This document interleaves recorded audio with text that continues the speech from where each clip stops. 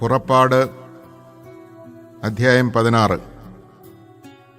Israel സമൂഹം ഏലിമിൽ നിന്ന് പുറപ്പെട്ട് ഏലിമിനും സീനായ്ക്കുമിടയ്ക്കുള്ള സീൻ മരുഭൂമിയിലെത്തി. ഈജിപ്തിൽ നിന്ന് പുറപ്പെട്ടതിൻ്റെ 2-ാം മാസം 15-ാം ദിവസമായിരുന്നു അത്.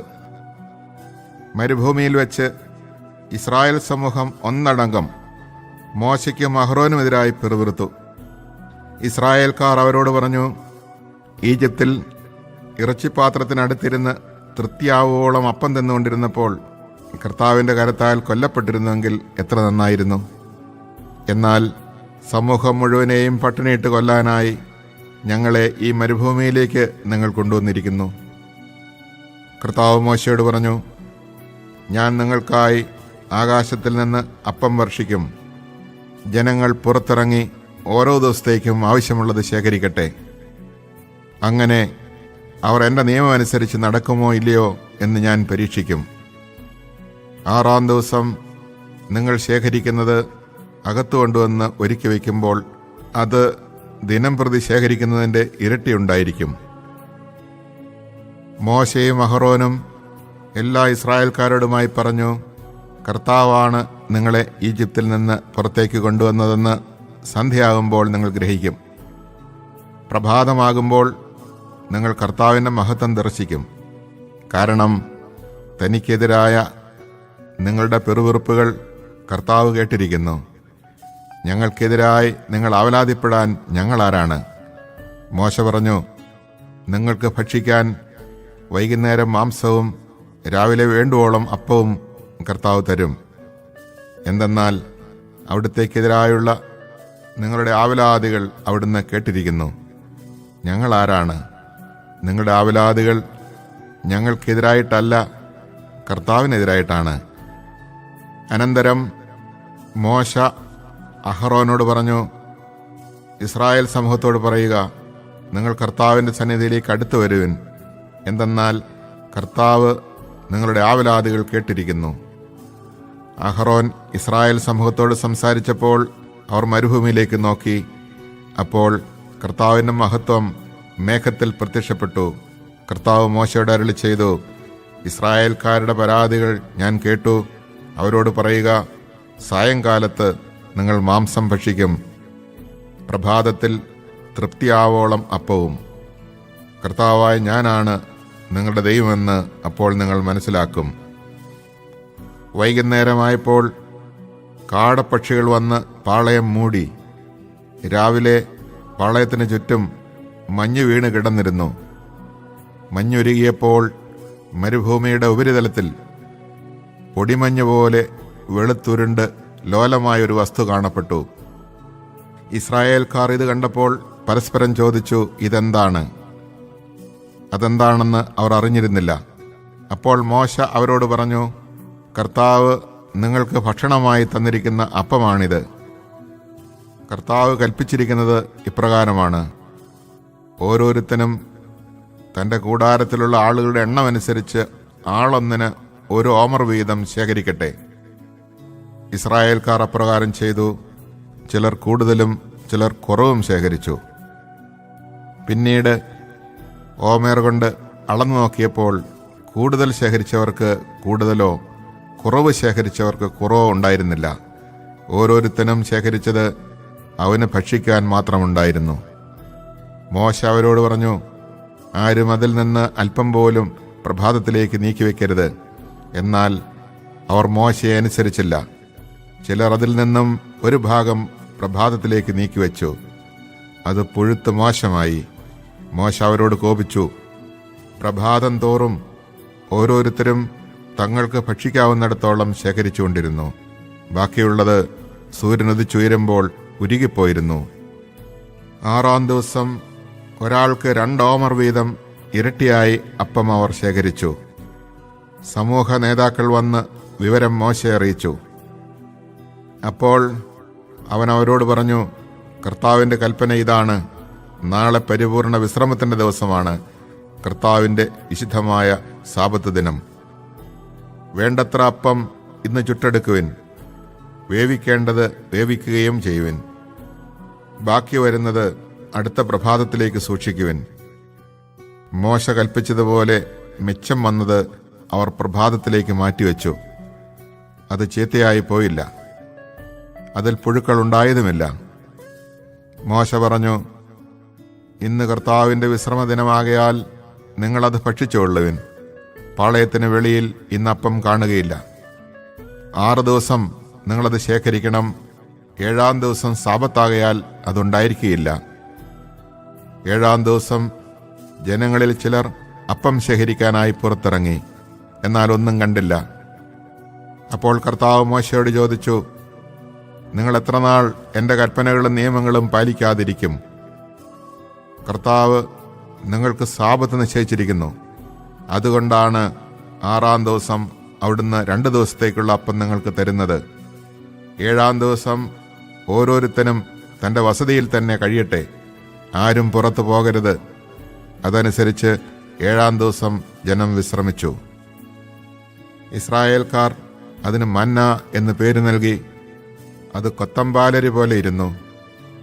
വെളുത്തതും തേൻ ചേർത്ത അപ്പത്തിൻ്റെ രുചിയുള്ളതുമായിരുന്നു.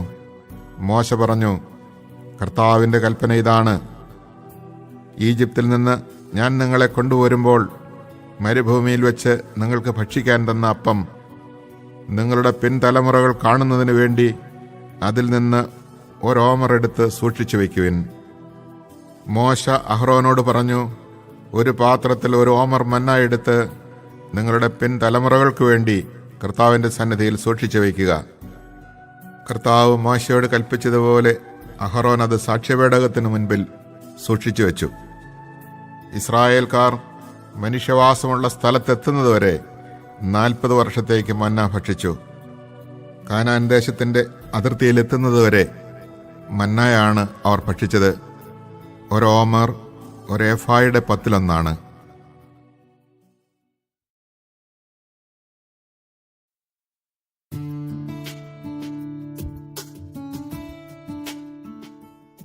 പുറപ്പാട് അധ്യായം 17.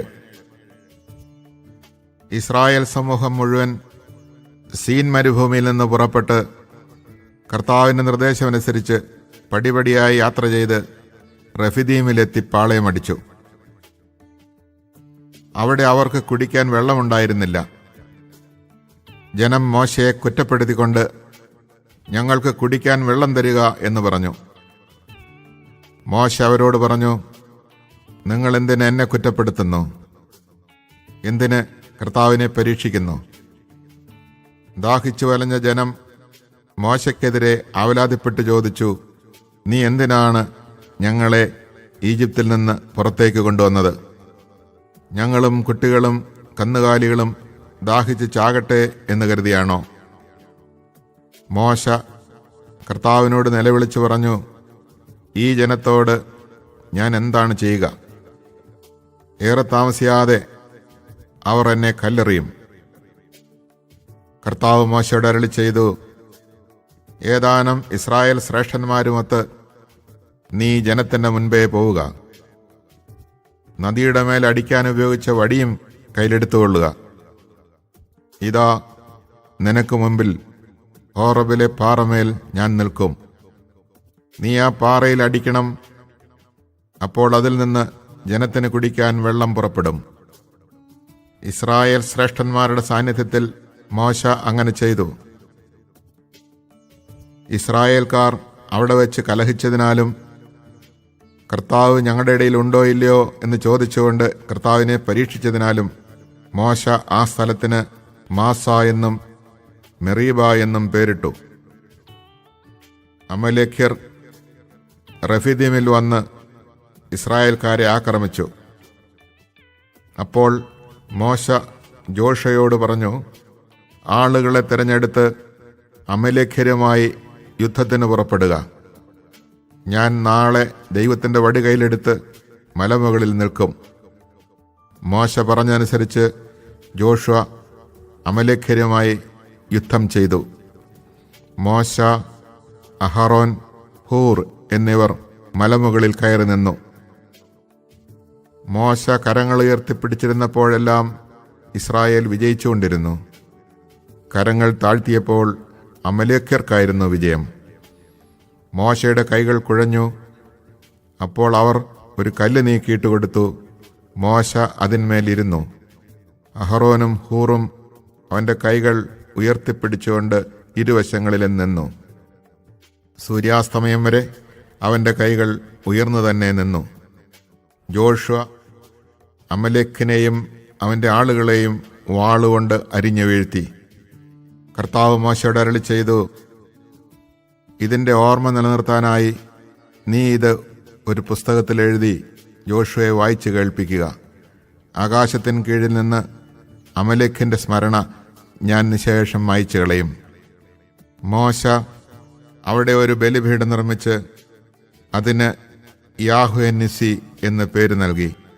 എന്തെന്നാൽ അവൻ പറഞ്ഞു, കർത്താവിൻ്റെ പതാക കയ്യിലെടുക്കുവിൻ. തലമുറ തോറും കർത്താവ് അമലേക്കിനെതിരായി യുദ്ധം ചെയ്തുകൊണ്ടിരിക്കും.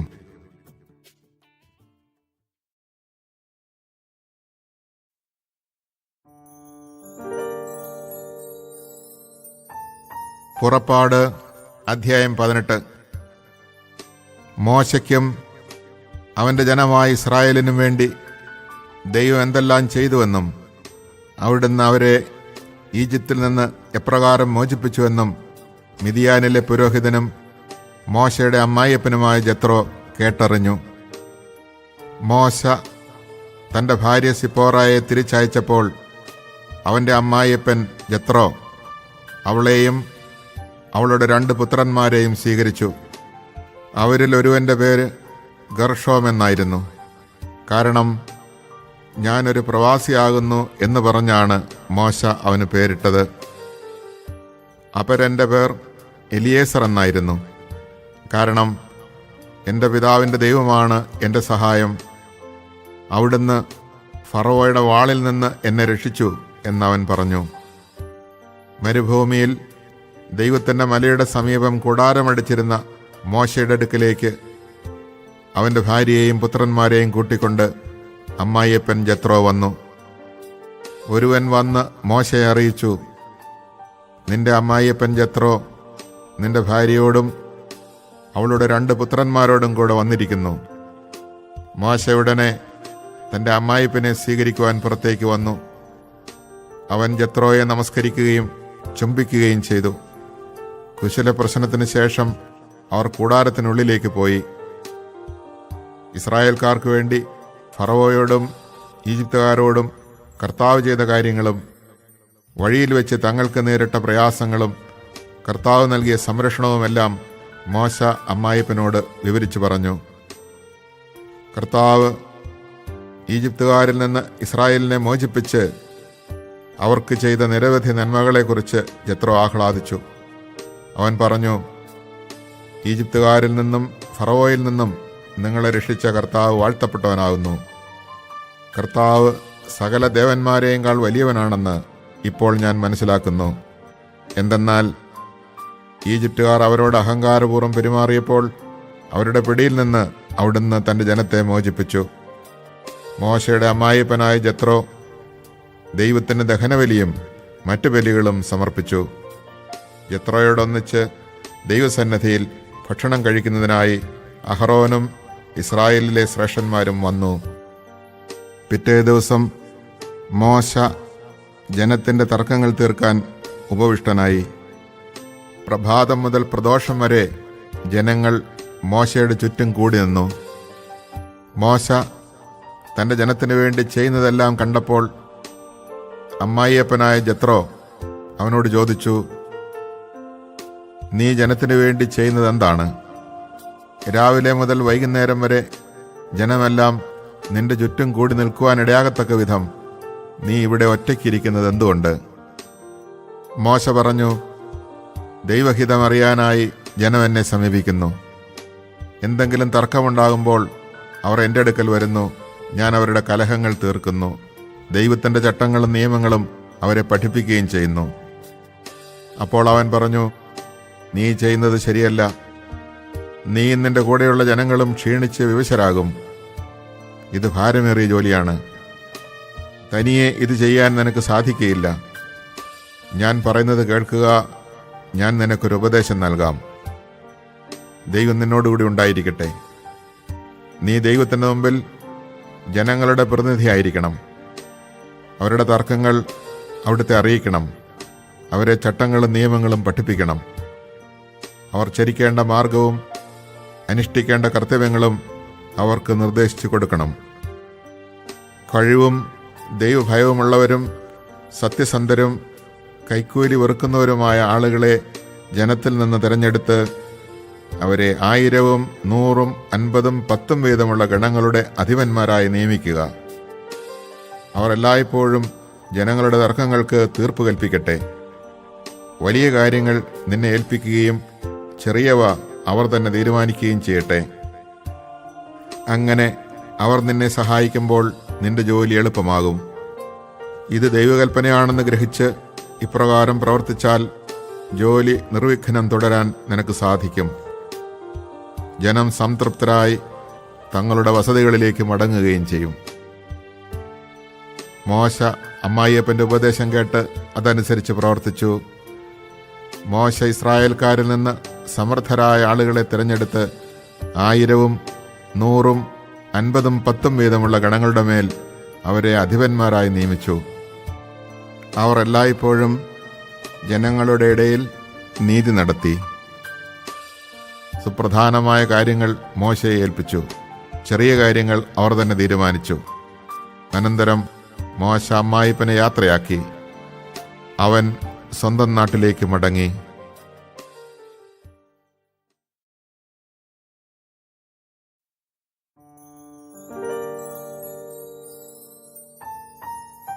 പുറപ്പാട് അധ്യായം 19. ഈജിപ്തിൽ നിന്ന് പുറപ്പെട്ടതിൻ്റെ 3-ാം മാസം 1-ാം ദിവസം ഇസ്രായേൽക്കാർ സീനായ് മരുഭൂമിയിലെത്തി. അവർ റഫിദീമിൽ നിന്ന് പുറപ്പെട്ട് സീനായ് മരുഭൂമിയിൽ പ്രവേശിച്ച് മലയുടെ മുൻവശത്ത് പാളയമടിച്ചു. മോശ ദൈവസന്നിധിയിലേക്ക് കയറി ചെന്നു. കർത്താവ് മലയിൽ നിന്ന് അവനെ വിളിച്ച് ഇങ്ങനെ പറഞ്ഞു: യാക്കോബിൻ്റെ ഭവനത്തോട് നീ പറയുക, ഇസ്രായേലിനെ അറിയിക്കുക, ഈജിപ്തുകാരോട് ഞാൻ ചെയ്തത് എന്തെന്നും കഴുകന്മാരുടെ ചിറകുകളിൽ സംവഹിച്ച് ഞാൻ നിങ്ങളെ എങ്ങനെ എൻ്റെ അടുക്കലേക്ക് കൊണ്ടുവന്നുവെന്നും നിങ്ങൾ കണ്ടു കഴിഞ്ഞു.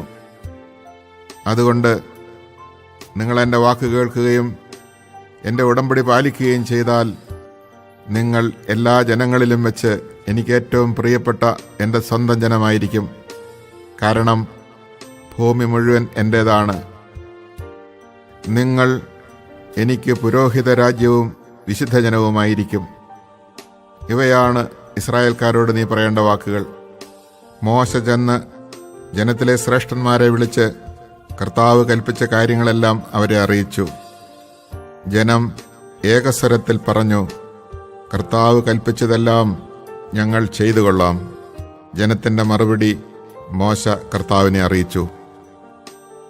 കർത്താവ് മോശയോട് പറഞ്ഞു: ഞാൻ നിന്നോട് സംസാരിക്കുമ്പോൾ ജനം കേൾക്കുന്നതിനും അവർ നിന്നെ എപ്പോഴും വിശ്വസിക്കുന്നതിനും വേണ്ടി ഇതാ ഞാനൊരു കനത്ത മേഘത്തിൽ നിന്റെ അടുക്കിലേക്ക് വരുന്നു. മോശ ജനത്തിൻ്റെ വാക്കുകൾ കർത്താവിനെ അറിയിച്ചു. അപ്പോൾ കർത്താവ് മോശയോട് പറഞ്ഞു: നീ ജനത്തിൻ്റെ അടുത്തേക്ക് പോയി ഇന്നും നാളെയും അവരെ ശുദ്ധീകരിക്കുക. അവർ തങ്ങളുടെ വസ്ത്രങ്ങൾ അലക്കട്ടെ. 3-ാം ദിവസം അവർ തയ്യാറായിരിക്കണം. എന്തെന്നാൽ 3-ാം ദിവസം ജനം മുഴുവൻ കാണെ കർത്താവ് സീനായി മലയിൽ ഇറങ്ങിവരും. മലയ്ക്ക് ചുറ്റും ജനങ്ങൾക്ക് അതിർത്തി കൽപ്പിച്ചുകൊണ്ട് പറയണം: മലയിൽ കയറുകയോ അതിൻ്റെ അതിരിൽ തൊടുകയോ ചെയ്യാതിരിക്കാൻ ശ്രദ്ധിച്ചുകൊള്ളുവിൻ. മലയിൽ തൊടുന്നവൻ വധിക്കപ്പെടും. അവനെ ആരും സ്പർശിക്കരുത്. കല്ലെറിഞ്ഞോ അമ്പെയ്തോ കൊല്ലണം. മൃഗമായാലും മനുഷ്യനായാലും ജീവനോടെ ഇരിക്കരുത്. കാഹളം ദീർഘമായി മുഴങ്ങുമ്പോൾ അവർ മലയെ സമീപിക്കട്ടെ. മോശ മലയിൽ നിന്നിറങ്ങി ജനത്തിൻ്റെ അടുക്കൽ ചെന്ന് അവരെ ശുദ്ധീകരിച്ചു. അവർ തങ്ങളുടെ വസ്ത്രങ്ങൾ കഴുകി. അവൻ ജനത്തോട് പറഞ്ഞു: 3-ാം ദിവസത്തേക്ക് നിങ്ങൾ ഒരുങ്ങിയിരിക്കുവിൻ. ആരും സ്ത്രീയെ സമീപിക്കരുത്. 3-ാം ദിവസം പ്രഭാതത്തിൽ ഇടിമുഴക്കവും മിന്നൽ പിണറുകളും ഉണ്ടായി. മലമുകളിൽ കനത്ത മേഘം പ്രത്യക്ഷപ്പെട്ടു. കാഹളധ്വനി അത്യുച്ചത്തിൽ മുഴങ്ങി. പാളയത്തിലുണ്ടായിരുന്ന ജനമെല്ലാം ഭയന്നു വിറച്ചു. ദൈവത്തെ കാണുന്നതിനു വേണ്ടി മോശ ജനത്തെ പാളയത്തിന് പുറത്തു കൊണ്ടുവന്നു. അവർ മലയുടെ അടിവാരത്തിൽ നിലയുറപ്പിച്ചു. കർത്താവ് അഗ്നിയിലിറങ്ങി വന്നതിനാൽ സീനായി മല മുഴുവൻ ധൂമാവൃതമായി. ചൂളയിൽ നിന്നെന്ന പോലെ അവിടെ നിന്ന് പുക ഉയർന്നുകൊണ്ടിരുന്നു. മല ശക്തമായി ഇളകി വിറച്ചു. കാഹളശബ്ദം ശക്തിപ്പെട്ടുകൊണ്ടേയിരുന്നു. മോശ സംസാരിക്കുകയും ദൈവം ഇടിമുഴക്കത്താൽ ഉത്തരം നൽകുകയും ചെയ്തു. കർത്താവ് സീനായി മലമുകളിൽ ഇറങ്ങി വന്ന് മോശയെ മലമുകളിലേക്ക് വിളിച്ചു. അവൻ കയറിച്ചെന്നു. അപ്പോൾ അവിടുന്ന് അരുളി ചെയ്തു, നീ ഇറങ്ങിച്ചെന്ന് ജനങ്ങൾക്ക് മുന്നറിയിപ്പ് നൽകുക. അല്ലെങ്കിൽ അവരിൽ അനേകം പേർ കർത്താവിനെ കാണുന്നതിന് അതിർത്തി ലംഘിച്ച് അടുത്തു വരികയും തൽഫലമായി മരിക്കുകയും ചെയ്യും. കർത്താവിനെ സമീപിക്കുന്ന പുരോഹിതന്മാരും തങ്ങളെ തന്നെ ശുദ്ധീകരിക്കട്ടെ, അല്ലെങ്കിൽ കർത്താവിൻ്റെ കോപം അവരുടെ മേൽ പതിക്കും. മോശ കർത്താവിനോട് പറഞ്ഞു, സീനായ് മലയിലേക്ക് കയറാൻ ജനങ്ങൾക്ക് കഴിയുകയില്ല. കാരണം ചുറ്റും അതിർത്തി നിർണയിച്ച് മലയെ വിശുദ്ധ സ്ഥലമായി പരിഗണിക്കാൻ അങ്ങ് തന്നെ ഞങ്ങളോട് കൽപ്പിച്ചിട്ടുണ്ടല്ലോ. അപ്പോൾ കർത്താവ് മോശയോട് കൽപ്പിച്ചു, നീ ഇറങ്ങിച്ചെന്ന് അഹ്റോനെയും കൂട്ടി കയറി വരിക. എന്നാൽ പുരോഹിതന്മാരും ജനങ്ങളും അതിർത്തി ലംഘിച്ച് കർത്താവിനെ സമീപിക്കാതിരിക്കട്ടെ. സമീപിച്ചാൽ കർത്താവിൻ്റെ കോപം അവരുടെ മേൽ പതിക്കും. മോശ ഇറങ്ങിച്ചെന്ന് ജനത്തോട് സംസാരിച്ചു.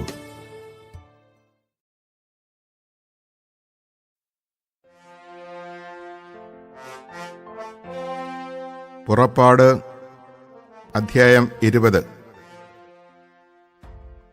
ദൈവം അരുളി ചെയ്ത വചനങ്ങളാണ് ഇവ. അടിമത്തത്തിൻ്റെ ഭവനമായ ഈജിപ്തിൽ നിന്ന് നിന്നെ പുറത്തു കൊണ്ടുവന്ന ഞാനാണ് നിന്റെ ദൈവമായ കർത്താവ്. ഞാനല്ലാതെ വേറെ ദേവന്മാർ നിനക്കുണ്ടാകരുത്.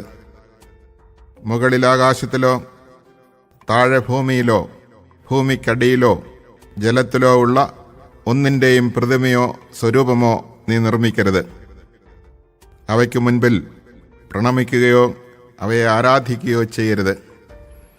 എന്തെന്നാൽ ഞാൻ നിന്റെ ദൈവമായ കർത്താവ് അസഹിഷ്ണുവായ ദൈവമാണ്. എന്നെ വെറുക്കുന്ന പിതാക്കന്മാരുടെ കുറ്റങ്ങൾക്ക് അവരുടെ മക്കളെ 3-4 തലമുറ വരെ ഞാൻ ശിക്ഷിക്കും. എന്നാൽ എന്നെ സ്നേഹിക്കുകയും എൻ്റെ കൽപ്പനകൾ പാലിക്കുകയും ചെയ്യുന്നവരോട് 1000 തലമുറകൾ വരെ ഞാൻ കരുണ കാണിക്കും. നിന്റെ ദൈവമായ കർത്താവിൻ്റെ നാമം വൃഥാ ഉപയോഗിക്കരുത്. തൻ്റെ നാമം വൃഥാ ഉപയോഗിക്കുന്നവനെ കർത്താവ് ശിക്ഷിക്കാതെ വിടുകയില്ല. സാബത്ത് വിശുദ്ധ ദിനമായി ആചരിക്കണമെന്ന് ഓർമ്മിക്കുക. 6 ദിവസം അധ്വാനിക്കുക, എല്ലാ ജോലികളും ചെയ്യുക. എന്നാൽ 7-ാം ദിവസം നിന്റെ ദൈവമായ കർത്താവിൻ്റെ സാബത്താണ്. അന്ന് നീയോ നിന്റെ മകനോ മകളോ ദാസനോ ദാസിയോ നിന്റെ മൃഗങ്ങളോ നിന്നോടൊത്ത് വസിക്കുന്ന പരദേശിയോ ഒരു വേലയും ചെയ്യരുത്. എന്തെന്നാൽ കർത്താവ് 6 ദിവസം കൊണ്ട് ആകാശവും ഭൂമിയും സമുദ്രവും അവയിലുള്ള സമസ്തവും സൃഷ്ടിക്കുകയും 7-ാം ദിവസം വിശ്രമിക്കുകയും ചെയ്തു. അങ്ങനെ അവിടുന്ന് സാബത്ത് ദിനത്തെ അനുഗ്രഹിക്കുകയും വിശുദ്ധീകരിക്കുകയും ചെയ്തു. നിന്റെ ദൈവമായ കർത്താവ് തരുന്ന രാജ്യത്ത് നീ ദീർഘകാലം ജീവിച്ചിരിക്കേണ്ടതിന് നിന്റെ പിതാവിനെയും മാതാവിനെയും ബഹുമാനിക്കുക. കൊല്ലരുത്, വ്യഭിചാരം ചെയ്യരുത്, മോഷ്ടിക്കരുത്, അയൽക്കാരനെതിരായി വ്യാജസാക്ഷ്യം നൽകരുത്, അയൽക്കാരൻ്റെ ഭവനം മോഹിക്കരുത്, അയൽക്കാരൻ്റെ ഭാര്യയെയോ ദാസനെയോ ദാസിയെയോ കാളയെയോ കഴുതയെയോ അവൻ്റെ മറ്റെന്തെങ്കിലുമോ മോഹിക്കരുത്. ഇടിമുഴക്കവും കാഹളധ്വനിയും കേൾക്കുകയും മിന്നൽ പിണരുകളും മലയിൽ നിന്നുയർന്ന പുകയും കാണുകയും ചെയ്തപ്പോൾ ജനമെല്ലാം ഭയന്ന് വിറച്ച് അകലെ മാറി നിന്നു. അവർ മോശയോട് പറഞ്ഞു, നീ തന്നെ ഞങ്ങളോട് സംസാരിച്ചാൽ മതി, ഞങ്ങൾ കേട്ടുകൊള്ളാം. ദൈവം ഞങ്ങളോട് സംസാരിക്കാതിരിക്കട്ടെ. അവിടുന്ന് സംസാരിച്ചാൽ ഞങ്ങൾ മരിച്ചുപോകും. അപ്പോൾ മോശ ജനത്തോട് പറഞ്ഞു, ഭയപ്പെടേണ്ട. നിങ്ങളെ പരീക്ഷിക്കുന്നതിനും പാപം ചെയ്യാതിരിക്കാൻ വേണ്ടി നിങ്ങളിൽ ദൈവഭയം ഉളവാക്കുന്നതിനുമായിട്ടാണ് ദൈവം വന്നിരിക്കുന്നത്. ജനം അകലെ മാറി നിന്നു. ദൈവം സന്നിഹിതനായിരുന്ന കനത്ത മേഘത്തെ മോശ സമീപിച്ചു. കർത്താവ് മോശയോട് പറഞ്ഞു, ഇസ്രായേൽക്കാരോട് പറയുക, ഞാൻ ആകാശത്ത് നിന്ന് നിങ്ങളോട് സംസാരിച്ചത് നിങ്ങൾ തന്നെ കണ്ടല്ലോ. നിങ്ങൾ വെള്ളി കൊണ്ട് എനിക്കൊപ്പം ദേവന്മാരെ നിർമ്മിക്കരുത്, സ്വർണം കൊണ്ടും ദേവന്മാരെ ഉണ്ടാക്കരുത്. നിങ്ങൾ എനിക്ക് മണ്ണുകൊണ്ട് ഒരു ബലിപീഠം ഉണ്ടാക്കണം. അതിന്മേൽ ആടുകളെയും കാളകളെയും ദഹനബലികളും സമാധാന ബലികളുമായി അർപ്പിക്കണം. എൻ്റെ നാമം അനുസ്മരിക്കാൻ ഞാൻ ഇടവരുത്തുന്നിടത്തെല്ലാം ഞാൻ നിങ്ങളുടെ അടുക്കിലേക്ക് വന്ന് നിങ്ങളെ അനുഗ്രഹിക്കും. കല്ലുകൊണ്ടുള്ള ബലിപീഠമാണ് എനിക്കായി ഉണ്ടാക്കുന്നതെങ്കിൽ കൊത്തിയ കല്ലുകൊണ്ട് അത് പണിയരുത്. കാരണം പണിയായുധം സ്പർശിച്ചാൽ അത് അശുദ്ധമാകും. എൻ്റെ ബലിപീഠത്തിന്മേൽ നിന്റെ നഗ്നത കാണപ്പെടാതിരിക്കാൻ വേണ്ടി നീ അതിന്മേൽ ചവിട്ടുപടികളിലൂടെ കയറരുത്.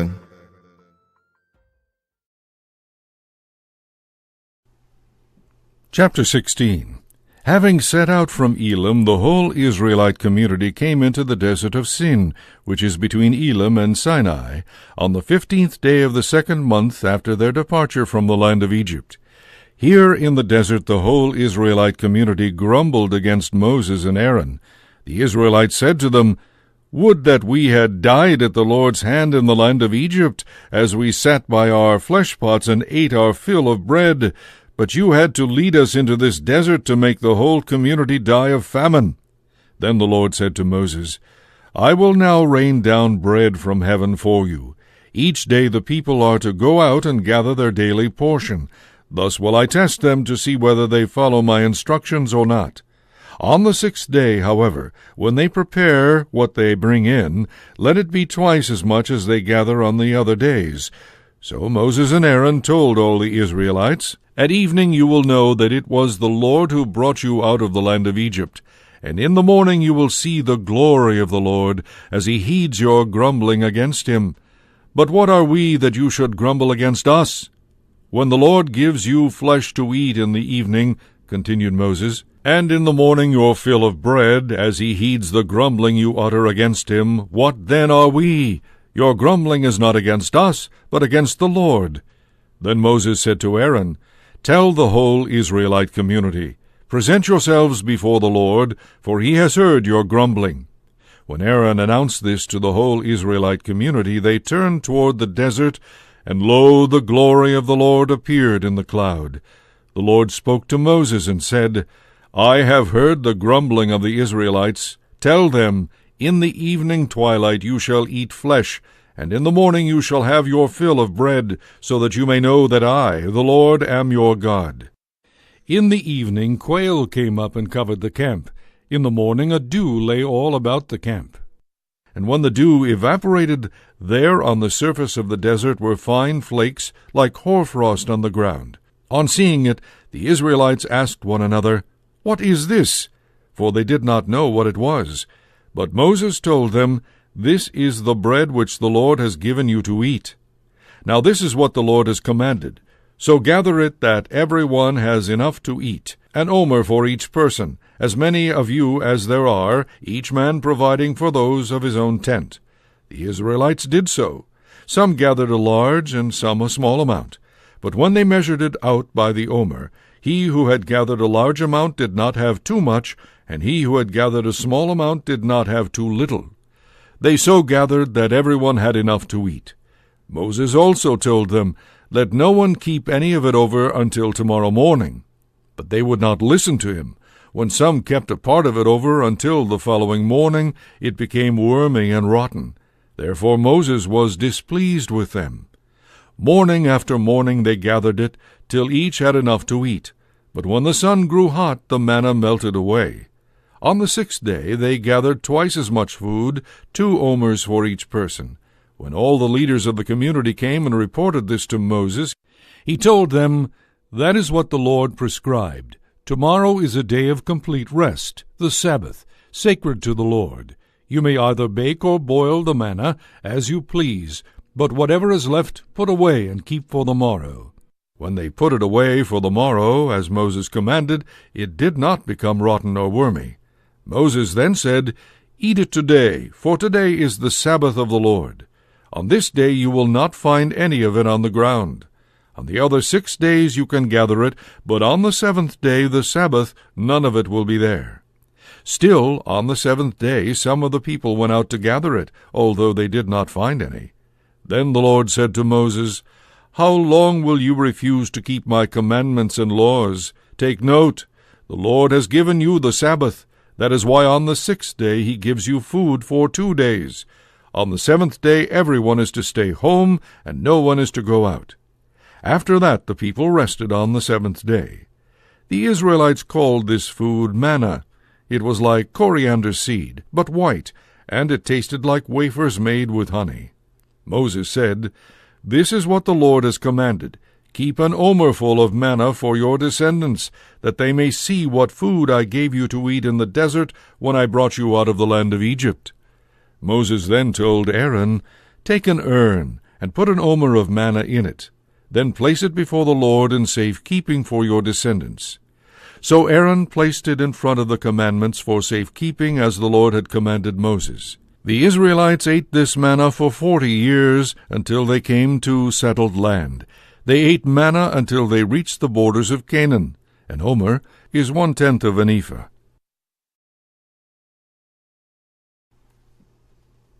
Chapter 17. From the desert of Sin, the whole Israelite community journeyed by stages, as the Lord directed, and encamped at Rephidim. Here there was no water for the people to drink. They quarreled, therefore, with Moses, and said, "Give us water to drink." Moses replied, "Why do you quarrel with me? Why do you put the Lord to a test?" Here, then, in their thirst for water, the people grumbled against Moses, saying, "Why did you ever make us leave Egypt? Was it just to have us die here of thirst with our children and our livestock?" So Moses cried out to the Lord, "What shall I do with this people? A little more, and they will stone me." The Lord answered Moses, "Go over there in front of the people, along with some of the elders of Israel, holding in your hand, as you go, the staff with which you struck the river. I will be standing there in front of you on the rock in Horeb. Strike the rock, and the water will flow from it for the people to drink."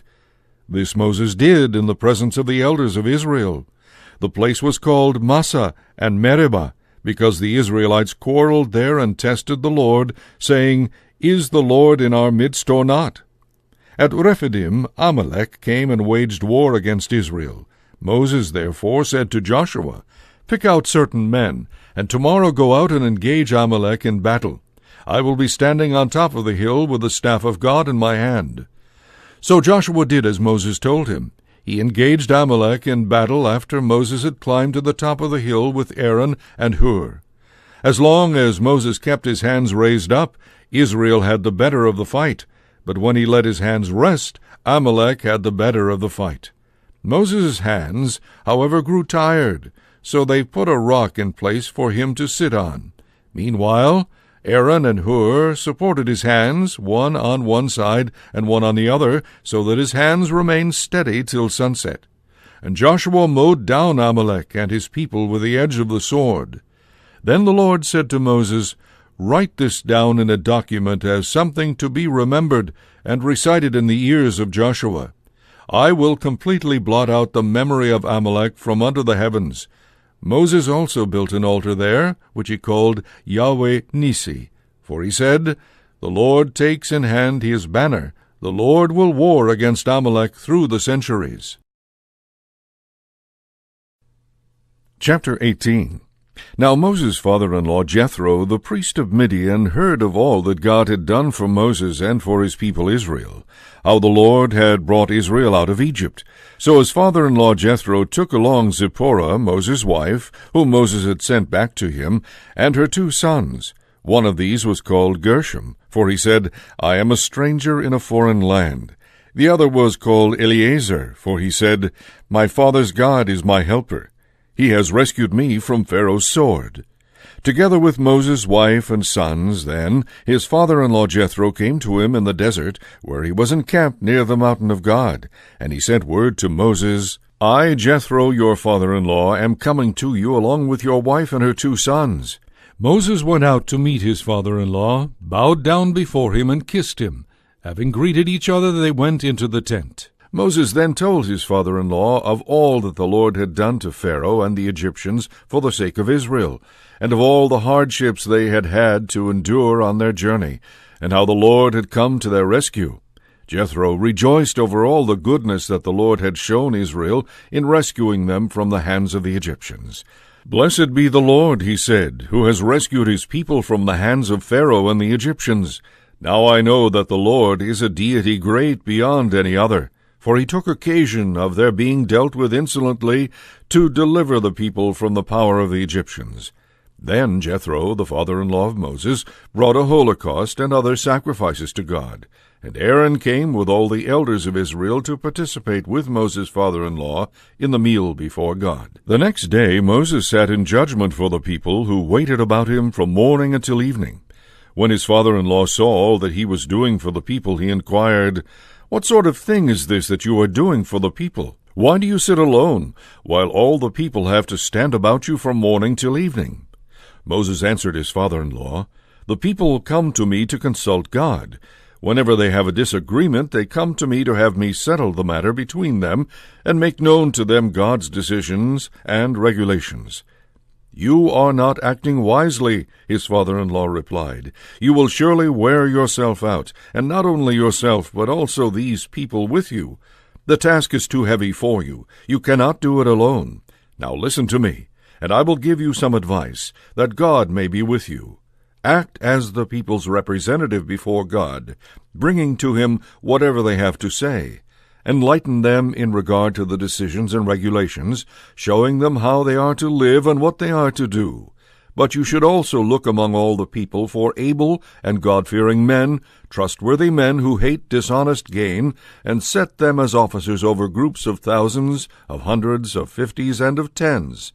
Let these men render decisions for the people in all ordinary cases. More important cases they should refer to you, but all the lesser cases they can settle themselves. Thus your burden will be enlightened, since they will bear it with you. If you do this, when God gives you orders, you will be able to stand the strain, and all these people will go home satisfied. Moses followed the advice of his father-in-law, and did all that he had suggested. He picked out able men from all Israel, and put them in charge of the people as officers over groups of thousands, of hundreds, of 50s, and of 10s. They rendered decisions for the people in all ordinary cases. The more difficult cases they referred to Moses, but all the lesser cases they settled themselves. Then Moses bade farewell to his father-in-law, who went off to his own country.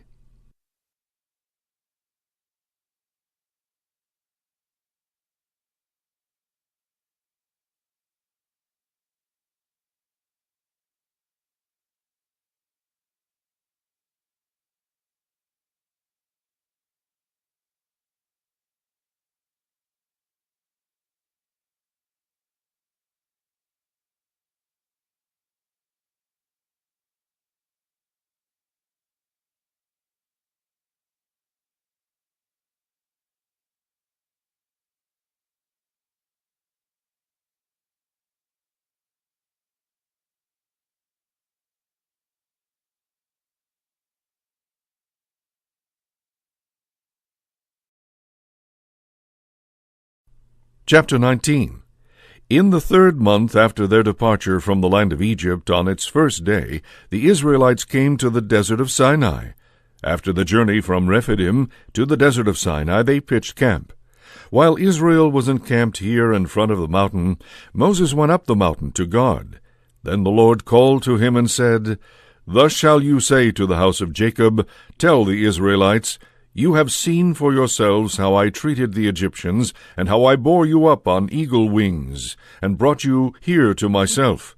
Therefore, if you hearken to my voice and keep my covenant, you shall be my special possession, dearer to me than all other people, though all the earth is mine. You shall be to me a kingdom of priests, a holy nation. That is what you must tell the Israelites. So Moses went and summoned the elders of the people. When he set before them all that the Lord had ordered him to tell them, the people all answered together, Everything the Lord has said we will do. Then Moses brought back to the Lord the response of the people. The Lord also told him, I am coming to you in a dense cloud, so that when the people hear me speaking with you, they may always have faith in you also. When Moses then had reported to the Lord the response of the people, the Lord added, Go to the people, and have them sanctify themselves today and tomorrow. Make them wash their garments, and be ready for the third day. For on the third day the Lord will come down on Mount Sinai before the eyes of all the people. Set limits for the people all around the mountain, and tell them, Take care not to go up the mountain, or even to touch its base. If anyone touches the mountain, he must be put to death. No hand shall touch him. He must be stoned to death or killed with arrows. Such a one, man or beast, must not be allowed to live. Only when the ram's horn resounds may they go up to the mountain. Then Moses came down from the mountain to the people, and had them sanctify themselves and wash their garments. He warned them, Be ready for the third day. Have no intercourse with any woman. On the morning of the third day there were peals of thunder and lightning, and a heavy cloud over the mountain, and a very loud trumpet blast, so that all the people in the camp trembled. But Moses led the people out of the camp to meet God, and they stationed themselves at the foot of the mountain. Mount Sinai was all wrapped in smoke, for the Lord came down upon it in fire. The smoke rose from it as though from a furnace, and the whole mountain trembled violently. The trumpet blast grew louder and louder, while Moses was speaking, and God answering him with thunder. When the Lord came down to the top of Mount Sinai, he summoned Moses to the top of the mountain, and Moses went up to him. Then the Lord told Moses, Go down and warn the people not to break through toward the Lord in order to see him, otherwise many of them will be struck down. The priests, too, who approach the Lord must sanctify themselves, else he will vent his anger upon them. Moses said to the Lord, The people cannot go up to Mount Sinai, for you yourself warned us to set limits around the mountain to make it sacred. The Lord repeated, Go down now, then come up again along with Aaron. But the priest and the people must not break through to come up to the Lord, else he will vent his anger upon them. So Moses went down to the people and told them this.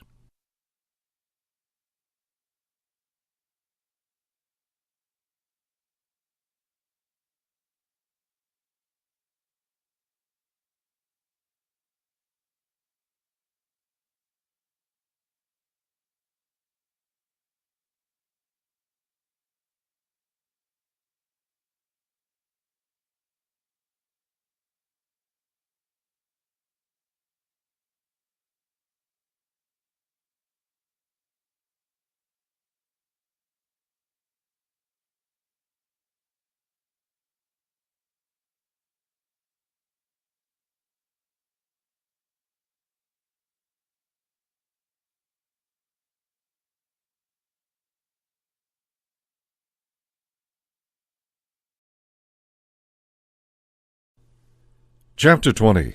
Then God delivered all these commandments. I, the Lord, am your God, who brought you out of the land of Egypt, that place of slavery. You shall not have other gods besides me. You shall not carve idols for yourselves in the shape of anything in the sky above, or on the earth below, or in the waters beneath the earth. You shall not bow down before them or worship them. For I, the Lord your God, am a jealous God, inflicting punishment for their fathers' wickedness on the children of those who hate me, down to the 3rd and 4th generation, but bestowing mercy down to the 1,000th generation on the children of those who love me, and keep my commandments. You shall not take the name of the Lord your God in vain, for the Lord will not leave unpunished him who takes his name in vain. Remember to keep holy the Sabbath day. 6 days you may labor and do all your work, but the 7th day is the Sabbath of the Lord your God. No work may be done then, either by you or your son or daughter, or your male or female slave, or your beast, or by the alien who lives with you. In 6 days the Lord made the heavens and the earth, the sea and all that is in them. But on the 7th day he rested. That is why the Lord has blessed the Sabbath day and made it holy. Honor your father and your mother, that you may have a long life in the land which the Lord your God is giving you. You shall not kill. You shall not commit adultery. You shall not steal. You shall not bear false witness against your neighbor. You shall not covet your neighbor's house. You shall not covet your neighbor's wife, nor his male or female slave, nor his ox or ass, nor anything else that belongs to him. When the people witnessed the thunder and lightning, the trumpet blast, and the mountains smoking, they all feared and trembled. So they took up a position much farther away, and said to Moses, You speak to us, and we will listen, but let not God speak to us, or we shall die. Moses answered the people, Do not be afraid, for God has come to you only to test you and put his fear upon you, lest you should sin. Still the people remained at a distance while Moses approached the cloud where God was. The Lord told Moses, Thus shall you speak to the Israelites. You have seen for yourselves that I have spoken to you from heaven. Do not make anything to rank with me. Neither gods of silver nor gods of gold shall you make for yourselves. An altar of earth you shall make for me, and upon it you shall sacrifice your holocausts and peace offerings, your sheep and your oxen. In whatever place I choose for the remembrance of my name, I will come to you and bless you. If you make an altar of stone for me, do not build it of cut stone, for by putting a tool to it you desecrate it. You shall not go up by steps to my altar, on which you must not be indecently uncovered.